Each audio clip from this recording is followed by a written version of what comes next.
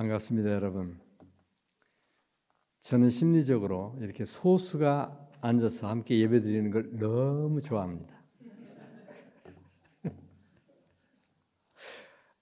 한눈에 다 보이고요. 그리고 이렇게 마음과 마음들이 가까이에서 나눠지는 것 같고요. 그리고 이미 여러분들이 일당백이요 천천만만인 사람들이기 때문에 여기에 너무 가득 차 있다고 생각이 듭니다. 어떤 말씀으로 나눌까 생각을 하다가 이 말씀이 눈에 들어왔습니다. 그래서 이 말씀이 무슨 말씀을 하고 있는지를 묵상하기 시작을 했고요. 그러다가 뜻밖의 제가 깜짝 놀랐습니다. 사실은 산상수훈의 시작 첫 부분이잖아요. 워낙 이 팔복이 임팩트가 있어요, 우리에게. 그러다 보니까 거기에 함몰되는 경향들이 분명히 있습니다. 근데 쭉 말씀을 한 절 한 절 묵상하면서 보니까 내 눈에 들어온 게 뭐냐면 결론 부분에 가서 너희들의 착한 행실을 보고 사람들이 하나님께 영광을 돌리게 하라 라고 하는 부분이었어요. 그렇지. 하나님이 영광 받으시기를 기뻐하시고 우리는 영광을 돌려야 되는 존재이지. 이전에는 저도 1절부터 봤어요. 1절부터.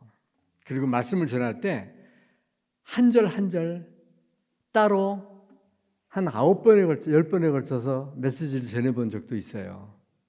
근데 그러다 보니까 맹점이 뭐냐면 우리가 받을 복에 집중을 해버려요. 어떻게 살 것에 대해서 집중하지 않고, 왜요?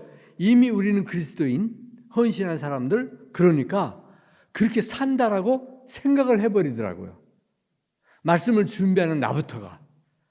그래서 상급에 집중을 하느라고 1절에서 12절, 13절에서 15절, 16절이 단계적으로 영광으로 가기 위한 내용임에도 불구하고 뒤는 적당히.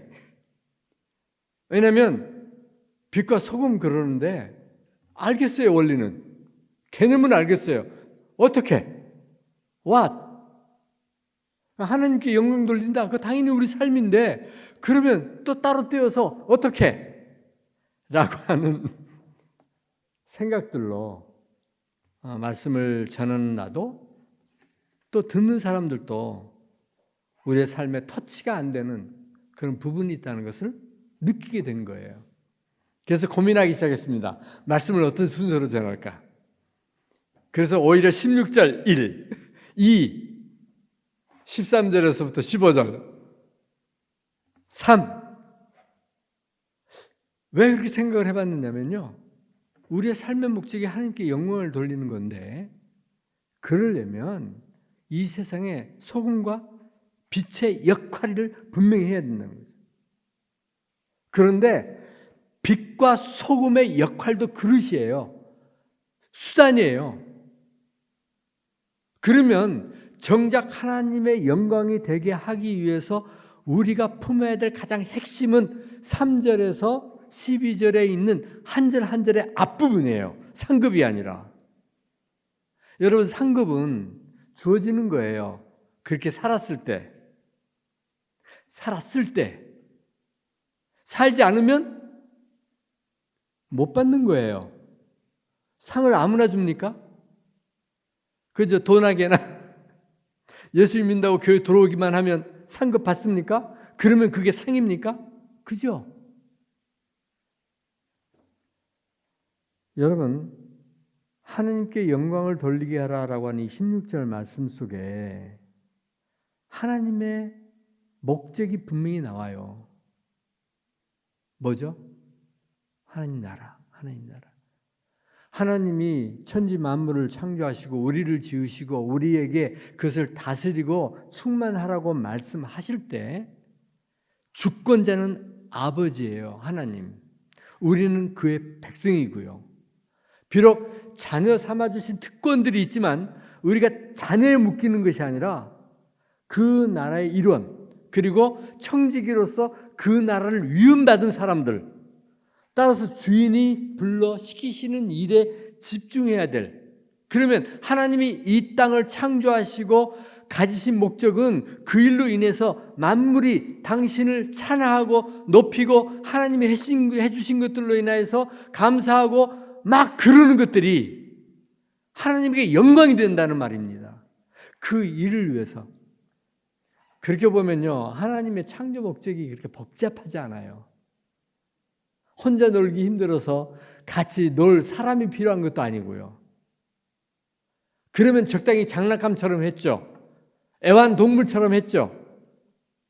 그런데 거의 하나님처럼 그 모양과 형상을 닮아 우리를 지으시고 그 아까운 완벽한 세상을 우리에게 맡기셨을 때 사람의 제일된 목적이 뭐였었겠냐는 거죠.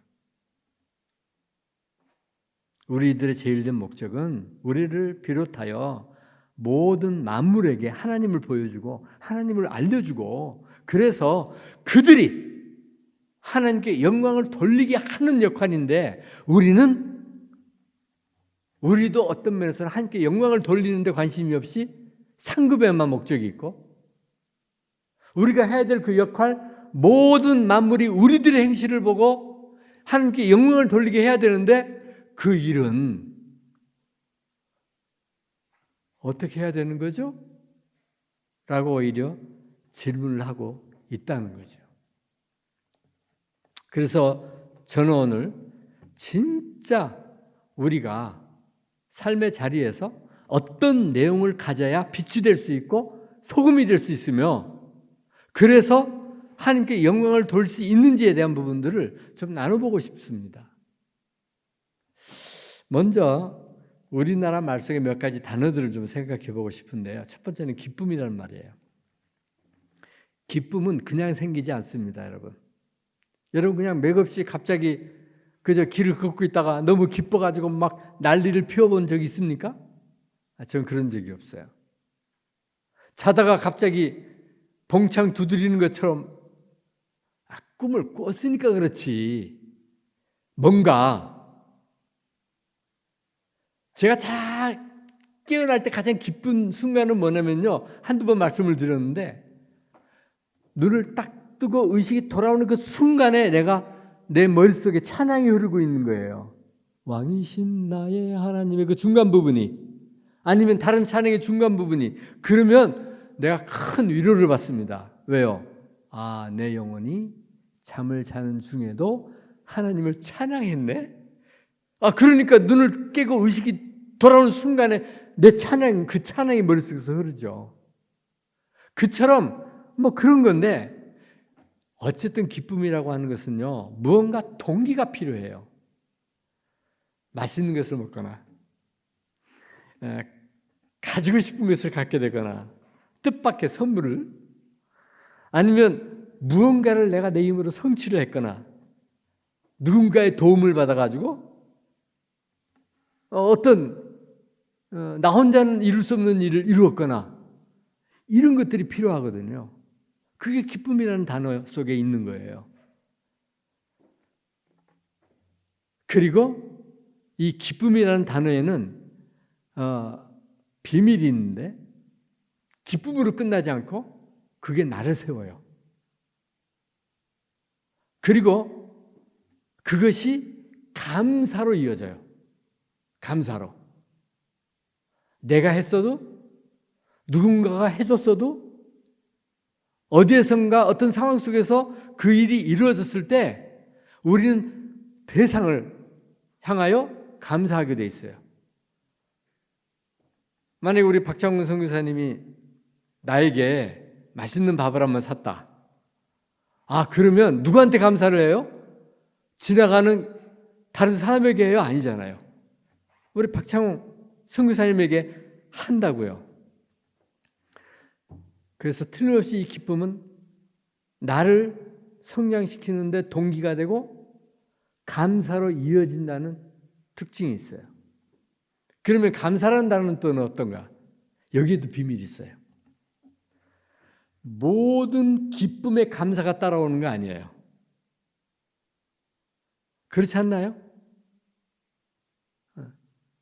내가 스스로 이룬 일에는 내가 나한테 감사하지 않아요. 그건 내가 해서 당연한 거잖아요. 그죠? 그런데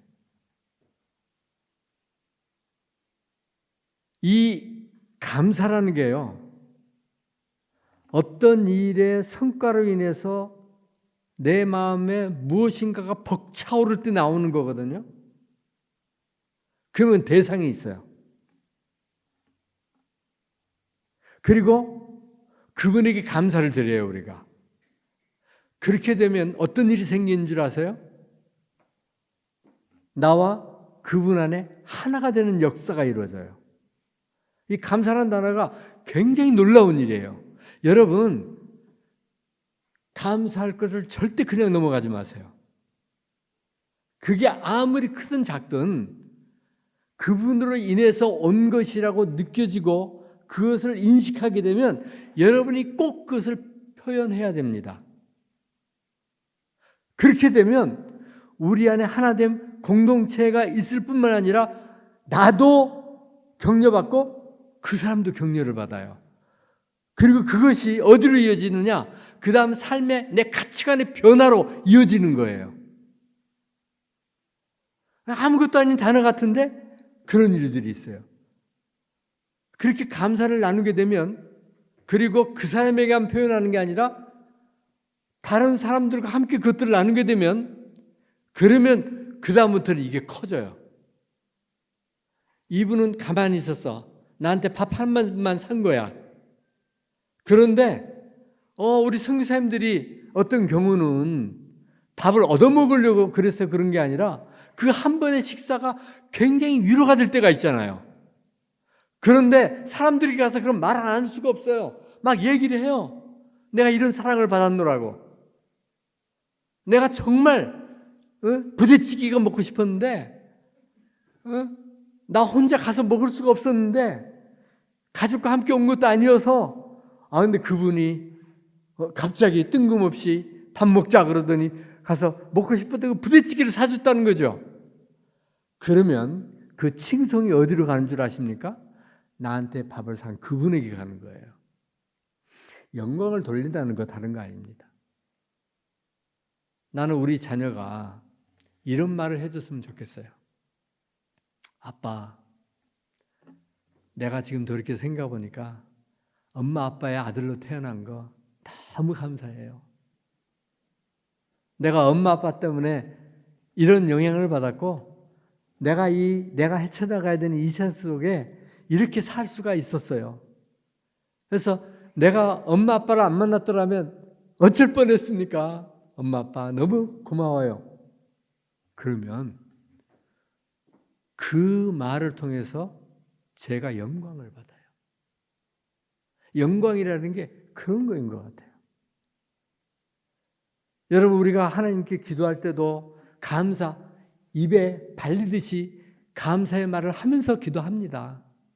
근데 진정으로 모든 일에, 모든 상황에 여러분이 감사를 드릴 때 그게 정말 여러분 속에서부터 끓어오르는 견딜 수 없는 감격과 그 존재에 대한 인식이 되면서, 그리고 그 감사를 드리며 영광을 돌리는 그 순간에 내 삶이 막 변화가 일어나면서 그런 역동적인 삶이 되고 있느냐는 거죠. 여러분, 잘나지 못해도 괜찮고 많은 것들을 하지 못해도 괜찮지만 하나님이 내게 주신 은혜는요, 말로 할 수 없이 큽니다. 대가를 원하지 않고 주시는 그 은혜가 우리에게 있어요. 자, 어떻게 표현하실래요? 어떻게 표현하실래요? 다른 사람에게 그 하나님을 설명할 때 어떻게 설명하실래요? 말로 하는 게 아닙니다. 여러분의 행실에 달려 있습니다. 사람들이 여러분의 행실을 보고 하나님께 영광을 돌리게 하라예요. 그렇다면 중요한 건 우리의 삶의 자리, 어떻게 살아야 될까? 그래서 복보다는 내가 살아가야 할 삶의 자리를 생각하라. 이게 제가 첫 번째 드리고 싶은 말씀이에요. 오늘 우리는 우리가 받게 될 상급이 아닌 예수님이 말씀하신 상급인 팔복을 누가 받는가? 누가 받는가? 우리가 어떻게 살아야, 우리의 삶의 자리가 어떠해야 그런 일이 일어나는가 하는 거죠. 우리 지난 9월 달에 로잔 4차 대회를 송도에서 가졌어요. 특히 이 한국의 밤, 외국에서 오신 분들이 큰 도전을 받는, 또 우리에게도 자부감이었죠. 믿음의 선진들, 성경을 번역하다가 예수님을 알게 되고, 그 성경을 팔로 다니다가 전도를 하게 되고, 그래서 교회가 되고, 자생교회가 우리는 초기부터 이루어졌다는 거 아시죠? 그 믿음의 선지들과 또 물밀듯이 밀려왔던 그 수많은 선교사님들이 포진해서 전국이 동시에 복음의 도가니로, 하나님의 은혜가 매우 특별했어요. 그래서 12돌이라고 하는 주제를 가지고 말할 수 있는 근거가 되었고, 선교 2위 국가였었다라고 하는 자부감이 우리에게 있어요. 그런데 냉정하게 생각해 보자고요. 오늘날 우리 한국교회 정말 자랑할 만합니까? 잘 시작했다가 마무리에 우리는 서 있습니다. 얼마나 많은 교단, 얼마나 많은 교파, 자기가 옳다고 생각하는 것들이 가장 중요하다고 생각하고, 같은 성경, 같은 성령 안에 있는 교회는 하나입니다. 결코 예수님이 끼리끼리 편먹으라고 한 적도 없고요. 그런데도 서로를 바라보면서 얼마나 비난하고, 내가 옳다고 말하고, 너희들이 틀렸다고 말하고 이러고 있습니까? 얼마나 많은 세상 사람들이 교회를 바라볼 때 그리스도인이냐고 불고 있습니까? 우리는요, 사도행전을 목표로 시작된 교회임에도 불구하고 사도행전이 물 건너가 버린 것 같은, 오히려 가장 호감 있는 종교가 불교래요. 기독교 중에서도 믿으려면 나이스하게 멋진 카톨릭 가겠대요. 교회는 에이 니나 잘 믿어라. 오히려 비난받고. 그런데요, 우리가 부끄러워할 줄도 몰라요. 그리고 우리끼리 모여서 자화자찬, 나는 잘하고 있다. 어쨌든 이번 로잔이 최선의 현실 속에 우리가 함께 가자, 그리고 교회를 세우자, 다시 한번 도전하게 만드시는 하나님의 은혜가 없다면, 그래서 하나님은 지금도 쉬지 않습니다. 이미 죄에 오염되고 망쳐버린, 하나님을 떠난, 오히려 능력을 잃어버린 한국교회 다 사용하실 거예요. 오늘까지는 그랬어요. 내일이 우리는 달라질 수 있는 기회 아닙니까? 그러면 실제로 우리가 살아야 될 삶의 자리를 3절에서부터 12절까지 우리에게 얘기해 주고 있다는 거죠. 여러분, 할 수만 있다면 여러분 한 절 한 절을 묵상해 보십시오. 하루에 한 절이라도. 저는 다시 우리 시한체플에서 이 한 절 한 절을 다시 묵상해 보려고 합니다. 살아야 될 8가지 삶의 자리, 이거 눈에 보이지 않아요. 그러나 우리가 어떤 영향력을 끼칠 수 있는 내용이에요. 여러분에게 이게 있다면 희망이 있어요. 근데 내일에도 이게 없다면 우리는 맛을 잃어버린 소금과 다를 바가 없게 될 거예요. 마음이 가난한 사람, 복잡하지 마십시오. 순전하십시오. 순진하십시오. 자기가 없어 보이게 사십시오. 누가 인정해 주지 않아도, 그걸로 인해서 성취감이 없어도 그건 상관이 없습니다.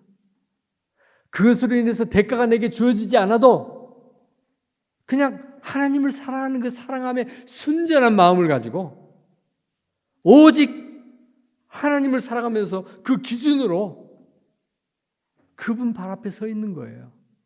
엎드려 있는 거예요. 영적으로 삶의 모든 자리에서 하나님을 의지하고 그럴 수밖에 없는 사람임을 고백하세요. 이게 어떤 면에서는 궁극적으로 순종하는 사람의 삶의 자리가 아닌가. 세상 사람들이 그런 여러분들을 보면 어떤 생각이 들까요? 저거 바보 아니야? 그랬는데 다시 보니까 얼마나 기쁨이 있고 행복해하고 주어지지 않은 것 때문에 상처받거나 좌절하지 않고, 그런데 어제보다 오늘이 낫고 오늘보다 내일이 나은 거예요, 그 사람이. 그러면 하나님은 모르겠지만 저 사람의 삶이 왜 저런 현상이 일어나는가 관심을 가질 거 아니에요. 그게 영향력인 거죠. 슬퍼하는 사람, 그저 때도 없이 슬퍼하고 눈물 흘리고 징징거리고 한탄하고 하소연하고 그런 말입니까 이게? 아니죠. 죄를 미워하는 거예요.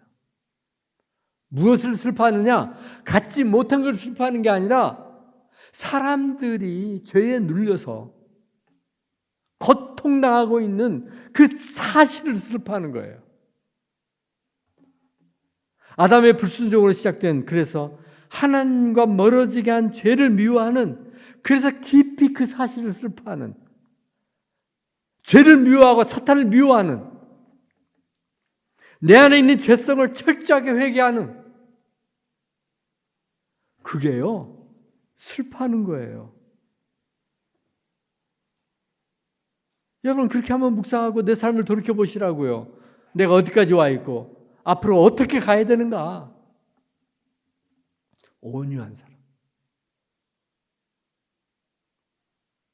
온유한 사람, 온유의 극표상이 예수님, 스데반, 뭐 이런 선진들이 있어요. 우리에게는 따라갈 수 있는.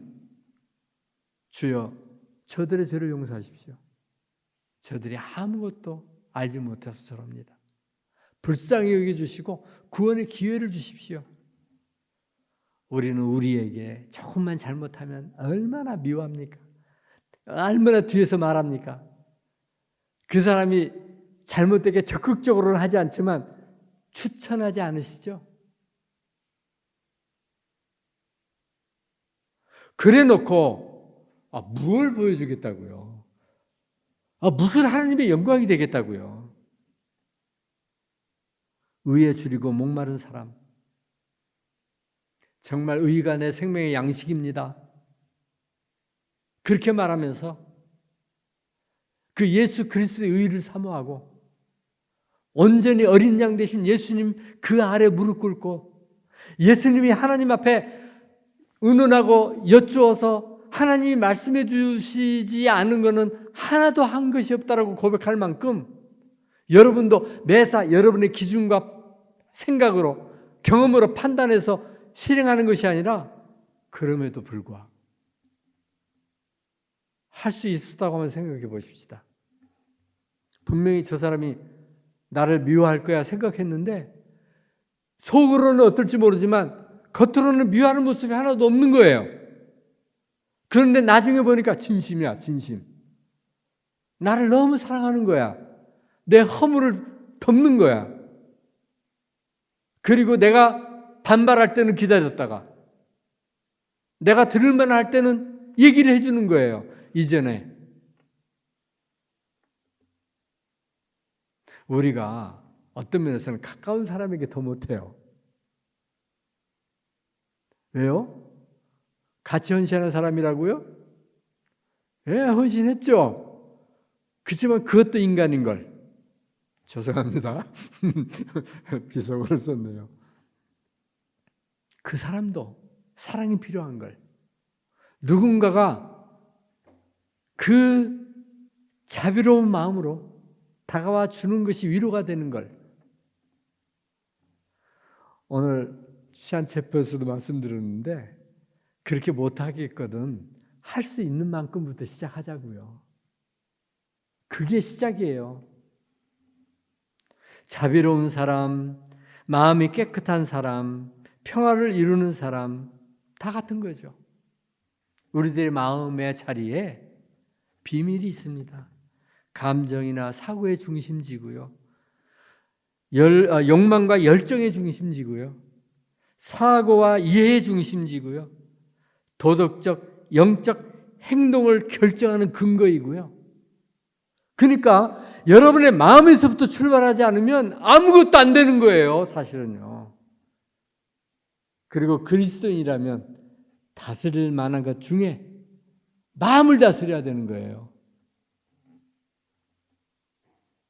그 중에 키가 이제 더 핵심이 의를 위해서 핍박을 받는 것이 마지막으로 나타나고 있습니다. 여러분, 이런 내용이 있어야 돼요. 이런 내용의 능력이 있어요. 빛과 소금 좋죠. 빛의 역할, 소금의 역할 우리 다 알아요. 그래서 어떻다고요?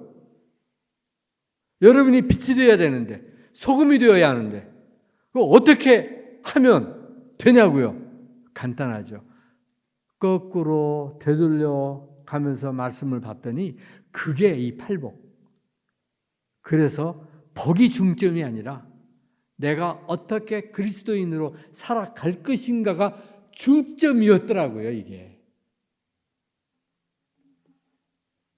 두 번째로 참된 의인이 자신이 속한 세상에 어떤 영향력을 미치게 되는지 설명하고 있는 이 13절에서 15절 말씀을 통해서 하나님의 자녀로서, 백성으로서, 성도로서 하나님이 기뻐하시는 삶의 자리를 표현하셔야 됩니다.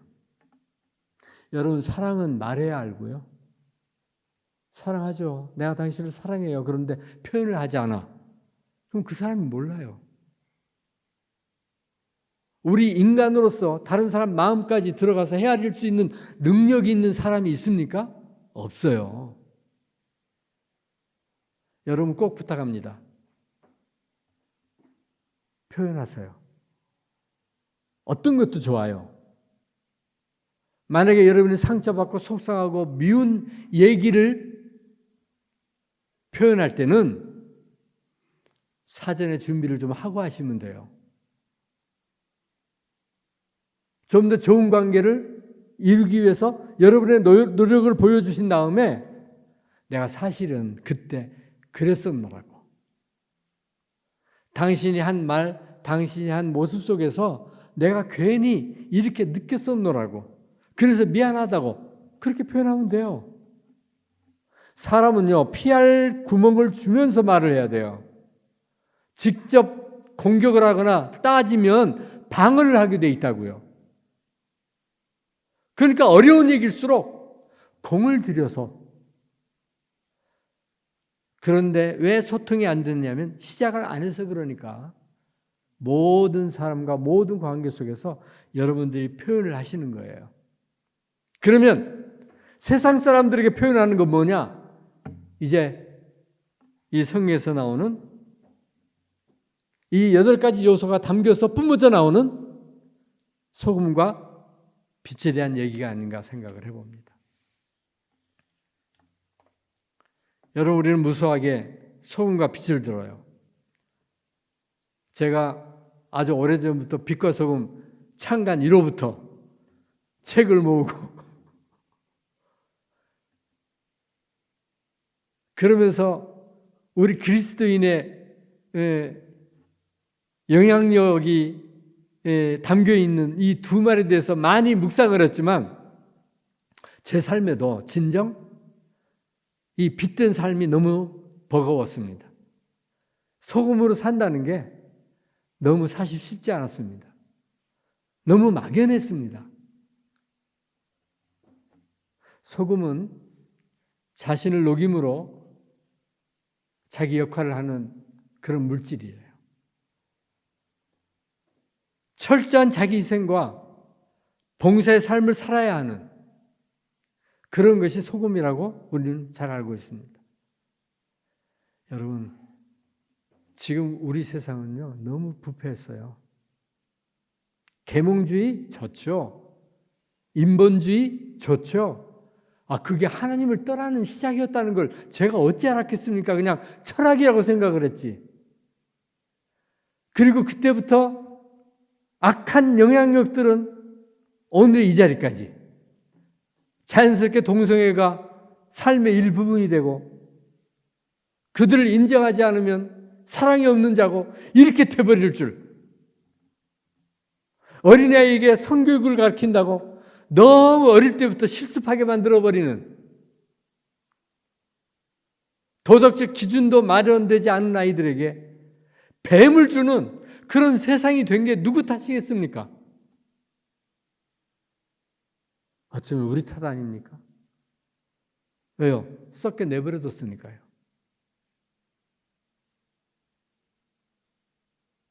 맛깔스럽게 맛을 내서 더 아름다운 천국으로 만들어야 될 소금의 역할이 있는 우리가 그 일을 못했어요. 여러분 그 생각 해본 적 있어요? 이미 우리는 맛을 잃어버렸다. 주님이 버려서 길에 아무 가치 없는 흙만 못한 존재가 되어버렸다.